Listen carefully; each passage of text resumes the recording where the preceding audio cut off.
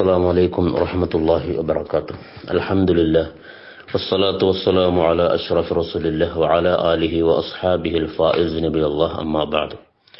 قال رسول الله صلى الله عليه وسلم: يرد الناس النار ثم يصدرون منها بأعمالهم فأولهم كلمح البرق ثم كالريح ثم كحضر الفرس ثم كالراكب في رحله ثم كشد الرجل ثم كمشيه. رواه الترمذي.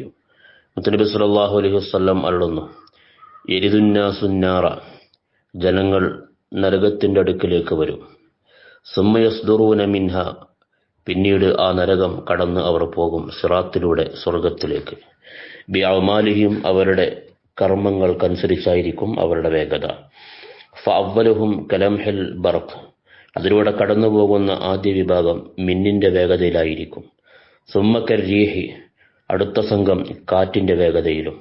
സുമ്മ കഹലറിൽ ഫറസി, മറ്റൊരു സംഘം കുതിരയുടെ വേഗതയിലും. സുമ്മ കറാക്കിബി ഫി റഹലിഹി, വേറെ ഒരു സംഘം വാഹനത്തിൽ യാത്ര ചെയ്യുന്ന വേഗതയിലും. സുമ്മ കശദ്ദിർ റജുലി, മറ്റൊരു സംഘം ഓട്ടത്തിന്റെ വേഗതയിൽ. സുമ്മ കമശീഹി, വേറെ ഒരു സംഘം നടത്തത്തിന്റെ വേഗതയിൽ. ഇങ്ങനെ ഓരോ മനുഷ്യരും ചെയ്യുന്ന കർമ്മങ്ങളുടെ അവസ്ഥ അനുസരിച്ച് നരകത്തിന്റെ മുകളിലൂടെ നാട്ടപ്പെട്ട സിറാത്ത് പാലത്തിൽ അവരുടെ വേഗതയിലും വ്യത്യാസമുണ്ടായിരിക്കും എന്ന് മുത്തനബി സല്ലല്ലാഹു അലൈഹി വസല്ലം അരുളുന്നു. സ്വർഗത്തിൽ വേഗത്തിൽ കടന്ന സജ്ജനങ്ങളിൽ അള്ളാഹു നമ്മളെല്ലാവരെയും ഉൾപ്പെടുത്തുമാറാവട്ടെ. അസ്സലാമു അലൈക്കും.